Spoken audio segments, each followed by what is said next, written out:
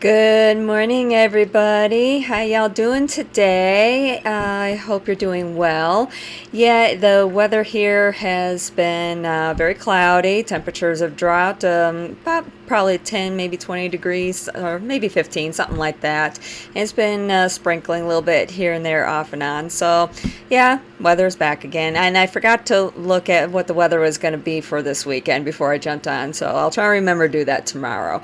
But anyway, yeah, more importantly, want to jump into everything with tarot. Yeah, I had to kind of cut things off a little bit yesterday because I was hitting that 10-minute mark, and unfortunately, I know TikTok is definitely 10 minutes. That's it. So yeah, definitely wanted to make sure I got up underneath that 10-minute mark. So apologize for the abrupt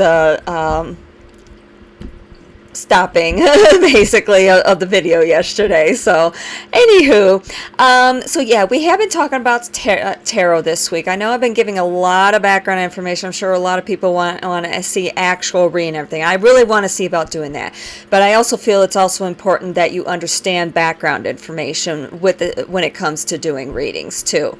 You don't just get a deck and jump right in and expect all these miracles to start happening and so forth. It's something that it develops over time and so forth. So, and it helps to understand the background so you can understand everything that's going on once you start getting into spreads and so forth. Okay. So anyway, one thing that I wanted to also make sure I clarify is when it comes to procuring or obtaining your very first deck, there's two different schools of thought. One is that you have to wait until somebody actually gifts you a deck. Another one is that if you've come across a deck and it's calling to you, go for it. And that's the school of thought that I went with because I didn't know anybody, in the spiritual community, didn't know any witches or anything at that time, no light workers or anybody. So, yeah, I'm sure I probably would still be waiting for my first deck to be gifted to me if I was to have gone through the first route. But, it's up to you to decide which path that you want to go. And that's the whole point of doing tarot and being on your spiritual journey is finding your own path, figuring out what path that you should be on and going with that. Okay. So yeah, like I said, that's one thing that I wanted to clarify. When you get your first deck or any deck for that matter, you will want to kind of develop like a little ritual that you go through with it, and there's a lot of things that you can do. One thing that you can do, and basically what it is that you and the deck connecting with each other and making sure that it's a good fit, because sometimes you might get a deck where the readings are just not quite right, and so and the more you try and work with it and everything, you just find that the vibe just isn't there for some reason, whether it's just that particular deck itself. Maybe there's another one in that particular series that works out better for you, or maybe just that series just doesn't work for you for some reason. So a lot of times what will happen is people will give away their decks or sell them or what have you, and that could be a way for you to get your first deck, for someone to gift you your first deck or something, because that happens quite a lot out there. So that is something that you'll want to see about doing.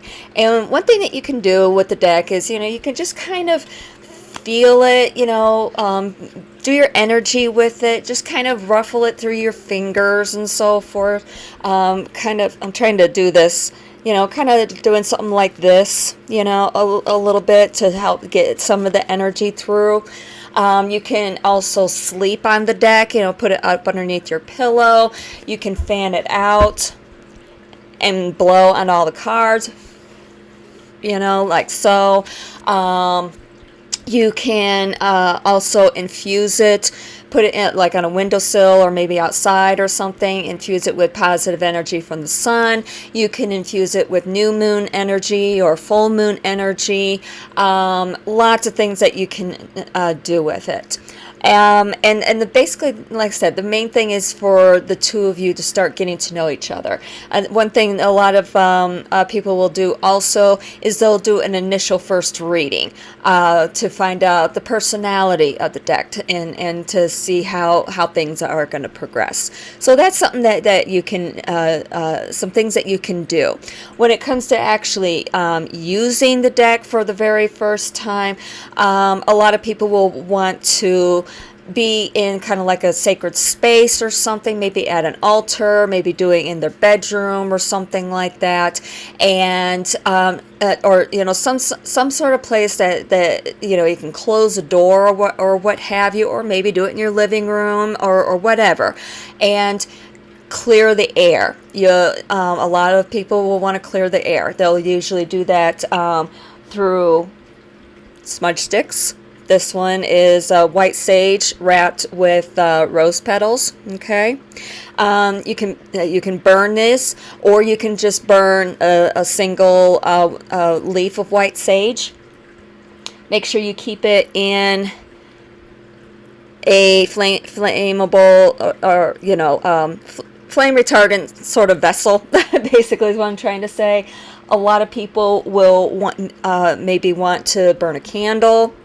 Depending, a lot of people will burn white candles because it helps bring in clarity. Some may, if they are looking for a specific message, like messages about love or money or something like that, they might burn a specific color of a candle. Some people may already get candles that are pre-scented or use unscented and then add their own essential oils, which is what I usually do.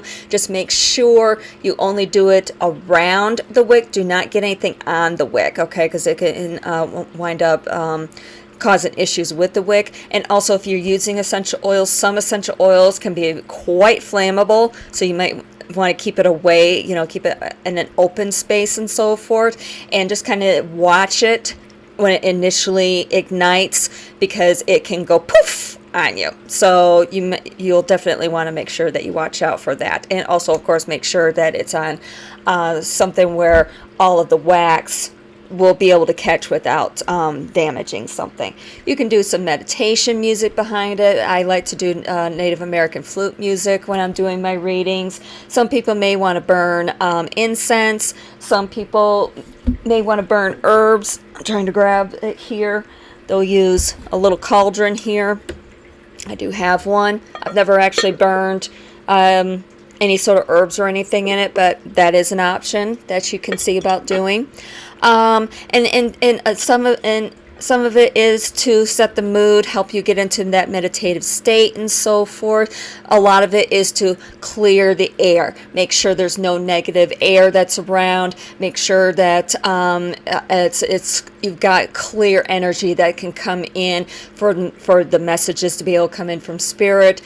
Making sure that your guides are not having to be preoccupied with, any sort of negative energy and so on and so forth. So those are some things that you do. Oh, another way that you can clear the air also is like through bells. So I have some bells here. I like these because they're little heart shapes. Okay. And also, a lot of times people will want to keep crystals around. I have these two crystals here. I've got amethyst and rose quartz. Amethyst is really good with connecting with spirit. It has very calming energy, and rose quartz helps bring in love. So yeah, and even your essential oils. I'll typically burn essential oils that will bring love in. So I'm a big fan of positive energy and love and so forth. So some people may want to keep little things around them where it's little mementos from their ancestors or loved ones or what have you, or even maybe the four elements, earth, air, fire, and water. So those are some suggestions that we can do. We could talk. I'll probably talk a little bit more on this tomorrow, especially when it comes to storing your tarot cards, and we can see about doing some readings and everything. But we're running close on time again. I know. Huge topics. So anyway, I will talk at you all tomorrow. I love you. I'll see you then.